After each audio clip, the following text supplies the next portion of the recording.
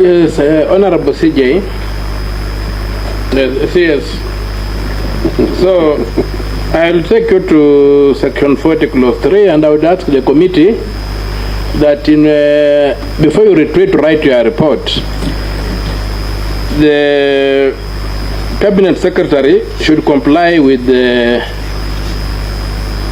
Section 40, Clause 3, Paragraph J, and produce justification why this project is not suitable for open competitive procurement. Cabinet Secretary, please provide that justification which the law requires as a precondition for going into a PPP. Honorable CS, also at Section 41, Clause 1 of the Act, it requires you to establish an evaluation criteria for the proposal.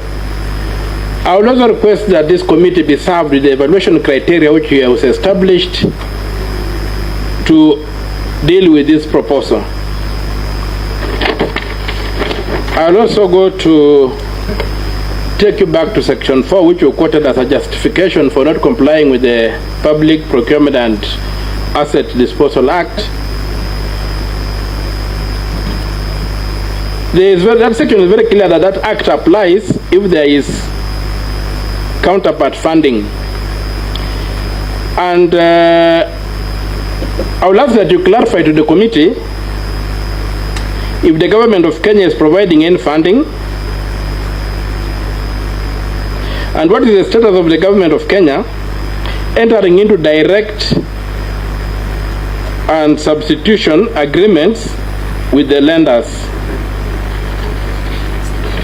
I will also persuade of listening to the CS. His argument is that the end justifies the means. And I would like to tell the CS that in Kenya, the end does not justify the means. There's due process, there's rule of law. You must pursue them, because even the Auditor General, under Article 229, Clause 6, audits government entities for lawfulness first, then effectiveness second. So as for the reference you keep on making, there was a desktop evaluation. The law does not require superficial evaluation, and there's no provision in the law for evaluation twice. The evaluation is done once, it is thorough and complete. So I would request that the committee be supplied with that evaluation report. These things of reference to the desktop and whatever is nowhere in the law. If it was an evaluation, it's an evaluation that was well done, that is comprehensive and complete. Let us have that evaluation report supplied to the committee. And then finally,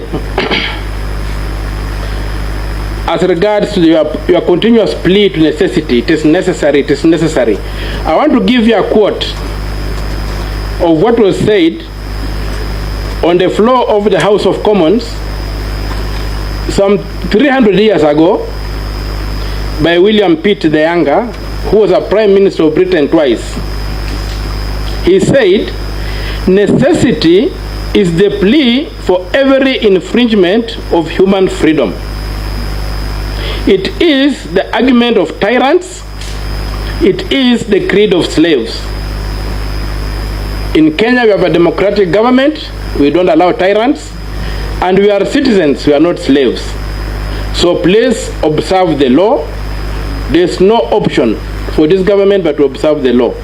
And what you have presented before us is an attempt not to overthrow the lawful dispensation of this country. You are going against the Constitution. You are going against the laws of this country. And even your 20 points that you are giving here in your return is cherry picking. You have chosen those parts in the law that seem to justify what you have done and given them as 20 steps. I would urge this committee to reject these 20 steps as being a corruption of the law and an attempt to mislead this committee, and demand that the minister complies 100% with the law. And finally, Chairman, I pray that the committee summons the CS for Finance, who is the custodian of this act, so that we can give him appropriate questions. I'm not a member of this committee, but given the enormity of the issue that was before this committee, I've left everything that I was doing to be able to be here.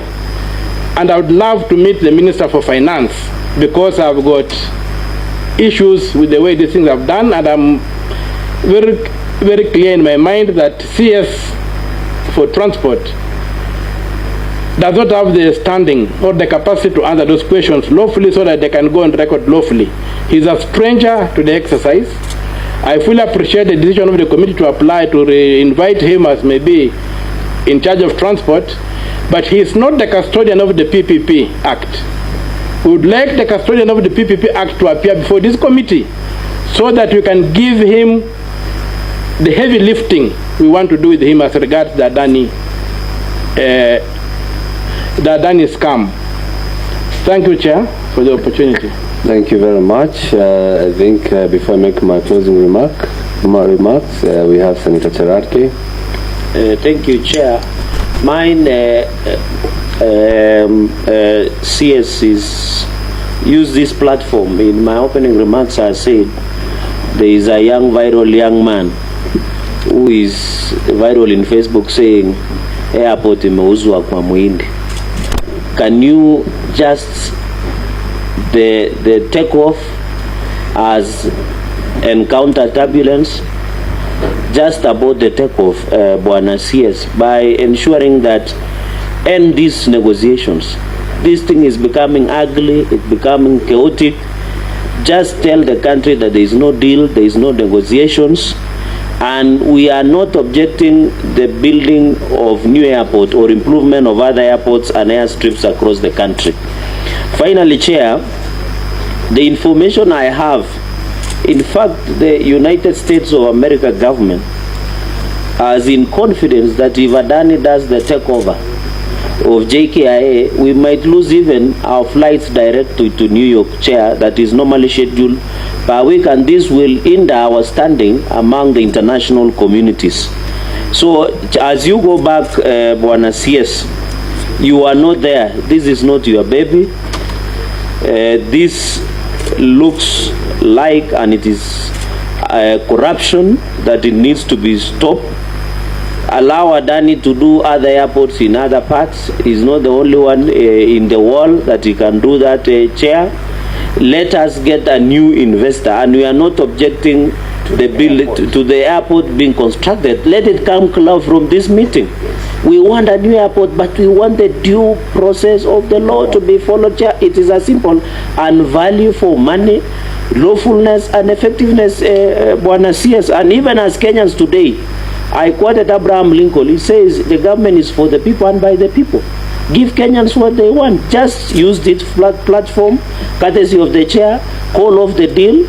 Let's go back, Chair, because if they say in conclusion, Chair, if it looks like a duck and sounds like a duck and quacks like a duck, it could be a real ugly swan of corruption.